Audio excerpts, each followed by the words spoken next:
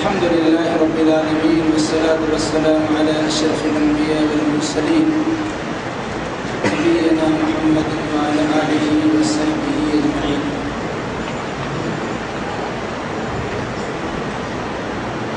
انشاءاللہ الرحمن آج کی اس نشست میں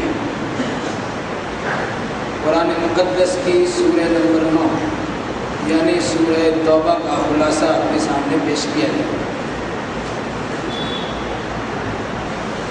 سورہ توبہ کو 2 ناموں سے جانا جاتا ہے. اس کے ایک نام تو وہی ہے جس کا بھی تذکرہ کیا گیا یعنی سورہ توبہ. سورہ توبہ کے سورہ توبہ نام رکھنے کی وجہ یہ ہے کہ آیت نمبر 118 اور آیت نمبر 119 میں قبولیت توبہ کی بشارت دی گئی ہے. اس مناسبت سے اس سورہ کا نام سورہ توبہ رکھا گیا. اس سورہ کا نام دوسرا ہے سورۃ البراءۃ. برات کے معنی ہوتا ہے کسی سے اپنے آپ کو الگ تھلگ کر لینا، بری الذمہ ہو جانا. چونکہ اس سورہ کا پہلا لفظ ہی عہد و پیمان توڑ دینے والے مشرکین سے برات کے اظہار کے لیے لفظ برات آیا ہے، اسی مناسبت سے سورہ کا نام سورۃ البراءۃ بھی رکھا گیا. یہ آپ کو معلوم ہونا چاہیے کہ قرآن مقدس میں 114 سورتیں ہیں. ہر سورہ کی شروعات بسم اللہ الرحمن الرحیم موجود ہے، سوائے سورہ توبہ یا سوائے سورۃ البراءۃ کی. گویا تمام سورتیں بسم اللہ کا تاج لی ہوئی ہے اور سورۃ البراءۃ بے تاج بادشاہ ہے. اس کی وجہ جو بھی ہو، عام طور سے مفسرین نے یہ وجہ بتلائی ہے کہ اللہ تبارک و تعالیٰ بڑا فیض و غضب کے عالم میں اس سورہ کو نازل کر رہا تھا، اس لیے اس کی شروعات میں بسم اللہ نہیں لکھوایا. لیکن اس کی کوئی دلیل نہیں. اس کی سب سے بڑی دلیل اور وجہ یہ ہے کہ اللہ کے نبی صلی اللہ علیہ وسلم کو جبریل امین اللہ کی جانب سے یہ بتلایا کرتے تھے یہاں سورہ کا خاتمہ ہوا اور یہاں سے دوسرے سورہ کی شروعات ہوتی ہے. ان دونوں سورتوں کے درمیان بسم اللہ تحریر فرمائی. سورہ انفال اور سورہ توبہ کے درمیان اللہ کے نبی صلی اللہ علیہ وسلم کو فاصلہ کرنے کا حکم تو ملا، البتہ بسم اللہ لکھنے کا حکم نہیں ملا. اس مناسبت سے آپ نے بسم اللہ تحریر نہیں فرمائی. اس سورہ کا نزول کا زمانہ ہے ہجرت کے 8ویں سال سے لے کر ہجرت کے 9ویں سال کے درمیانی اوقات میں مختلف مواقع پر قرآن مقدس کی سورہ توبہ کا نزول ہوا. اس سورہ کا مرکزی مضمون جس طرح گزشتہ سورہ انفال کا مرکزی مضمون جہاد تھا، اسی انداز سے سورہ توبہ کا مرکزی مضمون بھی جہادی اور ساتھ ساتھ یہ خبردار کرنا ہے کہ اسلام کے انقلابی جد و جہد کا اب آخری مرحلہ شروع ہو چکا ہے، یعنی اسلام پایہ تکمیل کو پہنچنے والا ہے. یہ اس بات کی ضمانت و علامت ہے. آیت نمبر 1 سے لے کے آیت نمبر 129 تک مشرکین عرب پر حجت تمام کر دی گئی اور جن لوگوں نے عہد و پیمان کو توڑ دیا تھا ان عہد و پیمان کی خلاف ورزی کرنے والے مشرکوں سے برات کا اظہار کیا. نقض عہد، وعدہ کے توڑ دینے کے نتیجے میں کفار و مشرکین کے بڑے بڑے سرداروں کو تہہ کرنے کی تاکید کی گئی اور اسی طریقے سے 4 مہینے کی مہلت دی گئی کہ مکہ المکرمہ کو خالی کر دیا جائے. اور پھر اس کی بعد کچھ باتیں آئیں، اس کے نتیجے میں بیت اللہ الحرام میں داخلہ ان کے لیے ممنوع قرار دیا گیا. پھر بعد کی آیتوں میں مشرکین سے متعلق یہ بات آئی کہ تعمیر کعبہ یا تعمیر مساجد مشرکوں کا کام نہیں ہے.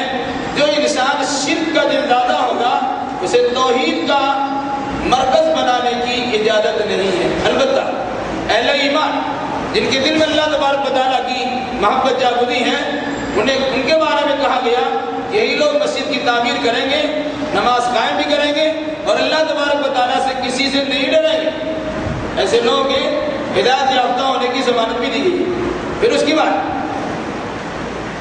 ایک بڑی زبردست حقیقت کا اظہار کیا گیا کہ اگر اللہ کے راستے میں جہاد کرنے اور اللہ اس کے رسول کی محبت پر اگر کسی انسان کی اپنی محبت, ماں باپ کی محبت, رشتہ دار کی محبت, بیٹے بیٹی کی محبت, بیوی اور کنبہ کی محبت غالب آ جائے یا تجارت و کاروبار کی محبت غالب آ جائے تو اللہ تبارک و تعالیٰ نے ایسے لوگوں کو کہا فَتَرَبَّصُوا حَتَّىٰ يَأْتِيَ اللَّهُ بِأَمْرِهِ, انتظار کرو یہاں تک اللہ تبارک و تعالیٰ کا فیصلہ آ جائے. یعنی عذاب الہی سے دوچار ہو جاؤ گے. اس لیے اس بات کی تاکید کی گئی کہ ساری محبتوں کو اللہ اس کے رسول پر محبت, اللہ اس کے رسول پر قربان کر دینے کا حکم دیا. پھر اس کے بعد مشرکین مکہ کو اور دنیا کے تمام خطہ میں رہنے والے شرکیہ عمل کرنے والے افراد کو کہا یہ مشرک نجس ہیں, مسجد کے قریب نہ جائیں. پھر اس کے بعد آگے تصرات بھی ہے اگر مسجد میں کوئی مشرک جانا چاہے اس کے لیے ضروری ہے کہ اللہ تبارک و تعالیٰ کا ڈر اپنے سینے میں بٹھائے. پھر اس کے بعد آیت نمبر 30 سے لے کے آیت نمبر 35 تک اہل کتاب یہود و نصارہ کی بعض غلطیوں پر تنبیہ کی گئی. جیسے یہودیوں نے حضرت عزیر کو اللہ کا بیٹا قرار دیا تو عیسائیوں نے حضرت عیسیٰ علیہ السلام کو اللہ کا بیٹا قرار دیا. اللہ بیوی بچوں سے پاک ہے, اس عقیدے کو سجایا گیا ہے. اور جن لوگوں نے عزیر و عیسیٰ کو اللہ کا بیٹا قرار دیا اس کی تردید کی گئی, جو در حقیقت امت مسلمہ کے لیے درس عبرت ہے کہ جس طرح ان لوگوں نے بیٹا کہہ کر یا اللہ کا شریک و پارٹنر مان کر گمراہی سے دوچار ہو گئے, اگر تمہاری جانب سے یہ حرکت ہوئی تو تم بھی گمراہی کے دلدل سے اپنے آپ کو بچا نہیں سکتے ہو, اس کا خیال رکھو. اسی طریقے سے حکم دیا گیا کہ اہل کتاب نے, یہود و نصارہ نے اپنے عالموں کو, اپنے بزرگوں اور پیر و فقیروں کو اللہ کے بالمقابل رب بنا لیا. اہل ایمان تم اللہ کے بالمقابل کسی کو رب نہ بنانا. رب بنانے کا مطلب یہ ہے کہ اپنے عالموں اور درویشوں کو, مفتی اور قاضی کو حلال و حرام کا مالک سمجھ لیا جائے جو کہہ کے پتھر کی لکیر ہوگی. اس مناسبت سے اس بات کی تاکید کی گئی کہ اہل ایمان اس کا خاص خیال رکھیں اور جس کا جو مقام ہو اس مقام میں نہ کسی میں کٹوتی کریں, نہ اس مقام سے کسی کو بڑھا کے درجہ دینے کی کوشش کریں. پھر مشرکین مکہ کی اس کرتوت پر تبصرہ کیا گیا کہ یہ چاہا کرتے تھے کہ اللہ تبارک و تعالیٰ کا نور جو اسلام اور قرآن کی شکل میں لوگوں کے سامنے آیا, یہ لوگ اس نور کو اور اس روشنی کو اپنے منہ کے پھونک سے بجھانا چاہتے ہیں, حالانکہ اللہ تبارک و تعالیٰ اسے تکمیل تک پہنچانے کا ارادہ رکھتا ہے. یقیناً اللہ جس کام کے کرنے کا ارادہ رکھتا وہ مکمل ہو جاتا اور دنیا کی ساری طاقتیں مخالفت کرنے کے باوجود کچھ نہیں کر پاتا. پھر اللہ کے نبی محمد رسول اللہ صلی اللہ علیہ وسلم کی رسالت کا تذکرہ کیا گیا, اسلام کی سربلندی اور اس کے غلبہ کا ذکر بھی ہوا. دنیا میں اسلام کے آنے کا مقصد دلایا گیا کہ جتنے بھی مذاہب سے پہلے پائے جاتے ہیں تمام مذاہب پر اس مذہب اسلام کو فوقیت و برتری حاصل ہے. اس حقیقت کو اجاگر کیا گیا. پھر یہود کے اور نصارہ کے علماء اور مشائخ کے کرتوت بد پر تبصرہ کرتے ہوئے کہا گیا یہ لوگوں کا مال باطل طریقے سے کھاتے ہیں, جس کے ذریعے سے تنبیہ کی گئی اہل اسلام کے علماء کو اور ان کے فضلہ اور ان کے قائدین کو کہ اہل کتاب کے نقش قدم پر چلتے ہوئے اپنے آپ کو غلط خوری اور حرام خوری میں مبتلا نہ کریں. اور اس کے ساتھ ساتھ زکوٰۃ کے کچھ اصول بتلائے گئے. اگر کوئی انسان زکوٰۃ ادا نہیں کرتا, مال کو گن گن کے رکھتا ہے, خزانہ بنا کے رکھتا ہے, ایسی چیز کے بارے میں قرآن مقدس کا اعلان ہے جس کو لوگوں نے خزانہ تسلیم کیا ہے اسے جہنم کی آگ میں تپایا جائے, گرم کیا جائے گا اور اس سے پیشانی کو، اس کے چہرے کو اور اس کے پیٹوں کو، گویا اس کے بدن کو داغا جائے گا اور یہ کہا جائے گا ھذا ما کنزتم لأنفسکم، یہ تمہارا خزانہ ہے جسے تم جگہ جگہ کے اور بڑی حفاظت سے رکھا کرتے تھے، اس کا انجام نہیں۔ پھر آیت نمبر 36 سے لے کے آیت نمبر 37 تک اسلامی کیلنڈر اور جنتری سے متعلق کچھ بات آئی کہ سال کے 12 مہینے ہوتے ہیں، جن میں سے 4 مہینے حرمت و احترام کے ہیں۔ مشرکین مکہ ان حرمت و احترام کے مہینے کو آگے پیچھے کر دیا کرتے ہیں۔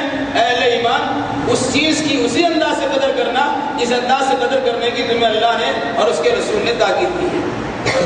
آیت نمبر 38 سے لے کے آیت نمبر 41 تک غزوہ تبوک کے موقع پر مسلمانوں کو جہاد کے لیے ابھارا گیا، اور سخت گرمی کے زمانے میں اور باغات کے پک جانے کے زمانے میں لوگوں کے لیے جہاد کے لیے نکلنا دشوار تھا۔ ایسے لوگوں کو اس بات کی تاکید کی گئی کہ کن نار و جہنم اشد حرا، یہاں گرمی محسوس کرتے ہو، جہنم کی گرمی تو اور زیادہ دے دو گی۔ اس مناسبت سے جہاد میں نکلنے کی تلقین کی گئی۔ پھر ہجرت رسول اللہ کا واقعہ دہرایا گیا، یہ خاص طور سے خالد طور میں جب اللہ کے نبی صلی اللہ علیہ وسلم اپنے یار غار صدیق اکبر کے ساتھ تھے اور کہہ رہے تھے ثانی اثنین اذ هما فی الغار اذ یقول لصاحبہ لا تحزن ان اللہ معنا۔ صدیق اکبر نے جب اللہ کے نبی صلی اللہ علیہ وسلم سے کہا کہ دشمن اگر پاؤں کے نیچے جھانکیں گے تو ہم گرفتار کر لیے جائیں گے، تو اللہ کے نبی صلی اللہ علیہ وسلم نے بڑی ہی اطمینان و سکون کے ساتھ فرمایا کہ گھبرانے کی کوئی ضرورت نہیں ہے، اللہ ہمارے ساتھ ہے۔ گویا ہجرت کے راستے پر نکلنے میں اللہ تبارک و تعالیٰ کی مدد شامل حال ہوتی ہے، اس پر تبصرہ بھی کیا گیا۔ علاوہ اس کے جہاد کے لیے ہلکا پھلکا یا بدن دار اور بھاری بھرکم ہو کر نکلنے کی تاکید کی گئی۔ جو صورت ہو تمہارے پاس ہتھیار اٹھانے کی طاقت ہو یا نہ ہو، یہ ہتھیار تمہارے پاس ہو یا نہ ہو، اللہ کے راستے میں جہاد فی سبیل اللہ کے لیے تمہیں نکل کھڑا ہونا ہے۔ ادھر حقیقت جنگ تبوک کے موقع پر مسلمانوں کو برگلایا گیا، ابھارا گیا اور دین کی سربلندی کے لیے ان کے اندر ایک طریقے سے روح ڈالی گئی ہوگی۔ آیت نمبر 42 سے لے کے آیت نمبر 70 تک غزوہ تبوک کے بعد آیتیں نازل ہوئی ہیں۔ تبوک کے حالات واقعات پر تبصرہ بھی کیا گیا۔ جو لوگ غزوہ تبوک میں شامل نہیں ہو سکے، شامل نہ ہونے کی کیا وجہ تھی، اس کے پردہ فاش بھی کیا گیا۔ منافقین نے منافقانہ روش اختیار کرتے ہوئے ہیلے بہانے تلاش کر دیے، اس کا بھی تذکرہ کیا گیا۔ البتہ کچھ مومن ایسے تھے جو کسی عذر کی بنیاد میں شامل نہ ہو سکے، البتہ آج چلے آئیں گے کل چلے آئیں گے یہ کہتے ہوئے ان سے کوتاہی ہو گئی اور وہ جنگ میں شریک نہ ہو سکے۔ اس پر اللہ تبارک و تعالیٰ کی جانب سے گرفت ہوئی اور 50 دنوں کے لیے ان کا ناطقہ بند کر دیا گیا، سوشل بائیکاٹ کر دیا گیا۔ پھر اللہ تبارک و تعالیٰ کی جانب سے دعا کی قبولیت ہوئی، اور ایسے مجاہدین جہاد میں شرکت نہ کرنے کے باوجود جو اللہ تبارک و تعالیٰ سے خالص توبہ کی تھی، ان کی توبہ کی قبولیت کا اعلان کیا گیا۔ وعلی الثلاثة الذین، تذکرہ اس کے قرآن مقدس میں کیا گیا۔ پھر منافقین کے جہاد سے جی چھڑانے پر سخت گرفت کی گئی ہے۔ نماز میں سستی کرنے کے نتیجے میں ان منافقین کے صدقات اور زکوٰۃ کے مقبول نہ کرنے کی خبر بھی دی گئی۔ جیسے قرآن مقدس کی سائے سے پتہ چلتا ہے کہ اگر کوئی انسان نماز نہیں پڑھتا یا نماز میں سستی کرتا ہے تو اس کی کوئی عبادت اللہ کی بارگاہ میں قبول نہیں ہوتی۔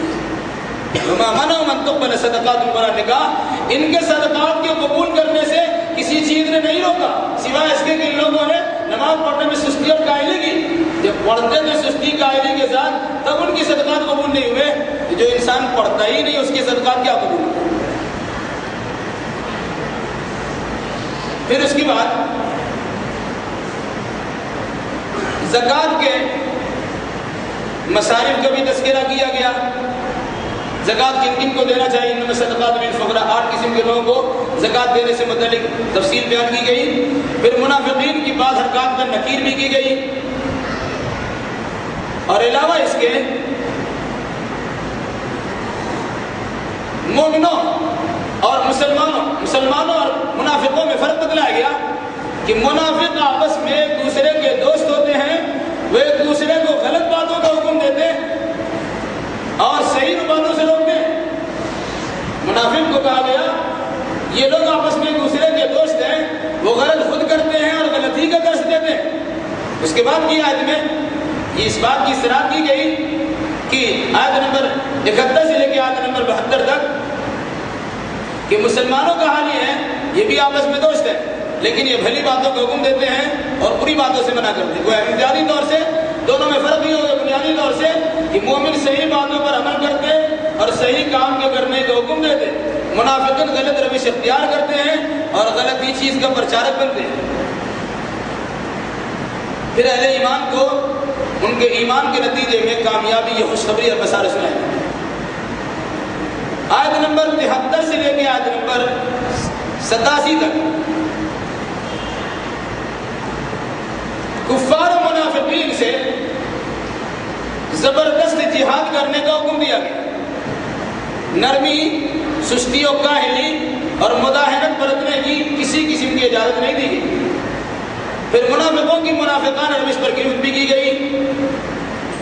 منافقین کے حق میں اللہ کے نبی محمد الرسول اللہ صلی اللہ علیہ وسلم جیسے نرم، رقیق القلب انسان، نرم دل انسان، مستجاب الدعوات انسان، ان سے کہا گیا کہ ان کے لیے مغفرت کی دعا کیجیے نہ کیجیے سب برابر.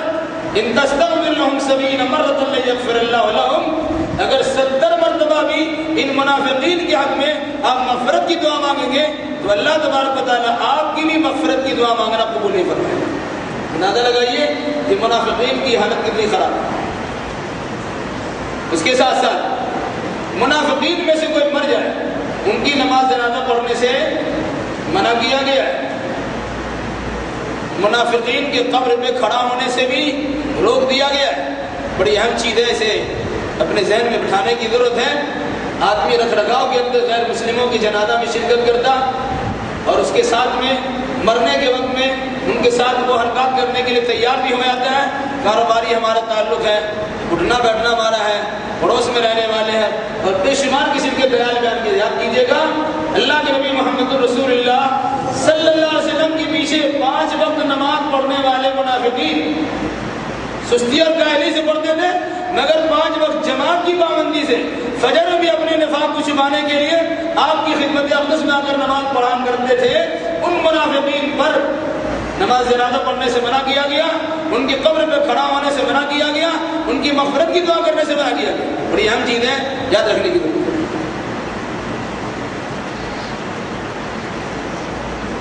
آیت نمبر 88 سے لے کر آیت نمبر 89 تک اہل ایمان کی مخلصانہ قربانیوں کی قدردانی کا تذکرہ کیا گیا اور ان کے اچھے اعمال کے نتیجے میں مغفرت اور جنت اور اس کی نعمتوں سے فیض یابی کا مژدہ بھی سنایا گیا. آیت نمبر 90 سے لے کر آیت نمبر 96 تک عرب کے بدوؤں، دیہاتیوں کو منافقانہ روش اختیار کرنے سے منع کیا کہ شہر والے زیادہ ہوتے ہیں، دیہات والوں کو بطور خاص اپنے آپ کو محفوظ رکھنا چاہیے. شہری پیمانے پر کوئی کسی کا نہیں ہوتا کیونکہ ہر روزانہ ایک دوسرے سے ملاقات ہوتی ہے. کس طرح چہرہ پلٹ کے بھاگ جائیں گے پتا نہیں چلا، لیکن دیہاتی لوگ جائیں گا تو یاد رکھنا اگر اس کے نقش قدم پر چلو گے تو جہاں رہو تو وہیں پریشان ہو جاؤ گے. یہ شہر میں رہنے کے باوجود بڑا رتبہ اور مقام حاصل کرنے کے باوجود ان کا تو مقام یہ ہو گیا یہ کسی گنتی اور کھاتے میں نہیں ہے. پھر تم کہاں کہ تم کس کھیت کی مولی بناؤ. اس لیے یاد رکھنا کہ منافقانہ روش اختیار کرنے سے پرہیز کرنا. اگر کوئی انسان عذر کی بنیاد پر، عذر شرعی کی بنیاد پر جنگ میں شریک نہ ہو سکا، ان کو خلق تھا تو اللہ تبارک و تعالیٰ کی جانب سے انہیں سمجھایا بجھایا گیا کہ تمہیں پریشان ہونے کی ضرورت نہیں ہے. جو بغیر عذر شرعی کے جنگ میں شریک نہیں ہوتا ان پر یہ گرفت ہوتی ہے. آیت نمبر 97 سے لے کر آیت نمبر 112 تک مومن اور منافق کے انجام بد کا تذکرہ کیا اور بطور خاص ایک مسجد کا ذکر ہے جسے منافقوں نے تعمیر کیا تھا اور اپنی خوش گفتاری سے اللہ کے نبی صلی اللہ علیہ وسلم کو بھی اس مسجد کے افتتاح کے لیے تیار کر لیا تھا. لیکن آپ نے فرمایا کہ جنگ سے واپسی پر اسے دیکھا جائے گا. پھر پھر اللہ کے نبی صلی اللہ علیہ وسلم کو خبردار کیا گیا جس مسجد کے افتتاح کی آپ کو دعوت ملی ہے وہ مسجد نہیں ہے، وہ مسجد زرار ہے۔ اسلام کو نقصان پہنچانے کے لیے، کافروں کے لیے کمین کا اور گھات کے طور پر استعمال کیا جائے، مسلمانوں کے درمیان تفریق پیدا کی جائے۔ اس لیے ایسی مسجد میں آپ کے لیے نماز پڑھنا جائز بھی نہیں ہے۔ اگر آپ وہاں چلے جاتے ہیں تو آپ کی جانے کے نتیجے میں اسے سرٹیفکیٹ حاصل ہو جائے گا۔ اس مسجد کی ابتدا تو اللہ کے نبی صلی اللہ علیہ وسلم نے کیا، یاد رکھیے گا، ایسی مسجد میں شریک نہ ہونا۔ اللہ کے نبی صلی اللہ علیہ وسلم نے کہا جنگ سے واپسی کے موقع پر میں مدینہ اس وقت تک داخل نہیں ہو سکتا جب تک کہ مسجد زرار کو جلا کے ختم نہ کر دیا، چنانچہ اس مسجد کا خاتمہ بھی کر دیا۔ پھر مخلص مسلمانوں کو جنت کی بشارت و خوشخبری سنائی۔ آیت نمبر 113 سے لے کے آیت نمبر 119 تک مشرکین کے حق میں دعائے مغفرت کرنے کی سخت ممانعت کی گئی۔ یاد رکھیے گا، اللہ کے نبی صلی اللہ علیہ وسلم نے اپنے چچا حضرت ابو طالب کے لیے دعا کرنا چاہا، اور بعض روایت میں ہے کہ اپنی ماں کے لیے دعا کرنے کی اجازت چاہیے، تو اللہ تبارک و تعالیٰ نے کہا ما كان للنبي والذين آمنوا يستغفروا للمشركين، نبی کے لیے اور اہل ایمان کے لیے جائز نہیں ہے کہ کسی مشرک کے حق میں مغفرت کی دعا کرے، اگرچہ وہ ان کے قریبی رشتہ داری کیوں نہ ہو۔ بڑی اہم بات ہے کہ مغفرت کی دعا کسی مشرک کے حق میں نہیں کر سکتے، البتہ ان کے لیے ہدایت کی دعا مانگ سکتے ہیں۔ مغفرت کی دعا نہیں مانگی جا سکتی، زندہ ہو چاہے مردہ، زندہ انسان کے لیے ہدایت کی دعا مانگ سکتے۔ اللہم اہد قومی فإنہم لا یعلمون، اے اللہ میری قوم کو ہدایت دی، لوگ جانتے نہیں۔ اور اخیر میں آیت نمبر 120 سے لے کے آیت نمبر 129 تک اہل ایمان کو کفار کے ساتھ جنگ کرنے کی بڑی صراحت کے ساتھ ہدایت کی ہے، اور کہا گیا کسی بھی اعتبار سے ان کے ہاں میں ہاتھ میں ملانے کی اجازت نہیں ہے۔ اسلام ایک الگ راستہ ہے اور کفر ایک الگ راستہ ہے، دونوں راستوں کو ملانے کی ضرورت نہیں ہے۔ اس لیے جب ایمان کی دولت سے تم مالا مال ہو چکے ہو تو کفر کے بارے میں ذرہ برابر بھی نرمی نہ کرنا۔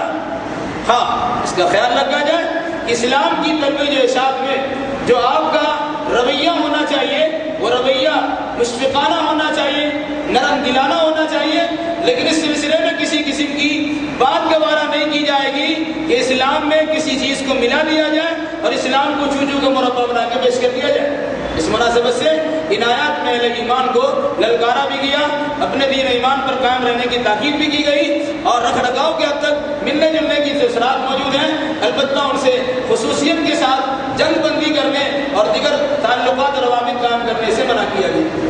ان آیات میں خاص طور سے سورہ انفال اور سورہ توبہ کا اگر مطالعہ کیا جائے تو مسلمانوں کو جن چیزوں کی تاکید اور صراحت کی گئی ہے آپ اچھی طرح سمجھ سکتے ہیں کہ ہمیں کس چیز کا حکم دیا گیا اور کفار و مشرکین کے ساتھ ہمارا برتاؤ کیسا ہوگا، اس کی بڑی صراحت کے ساتھ تذکرہ کیا گیا۔ اللہ ہمیں اور آپ کو اور جملہ مسلمانوں کو کتاب اللہ اور سنت رسول اللہ کی روشنی میں عقیدہ و اعمال بجا لانے کی توفیق عطا فرمائے۔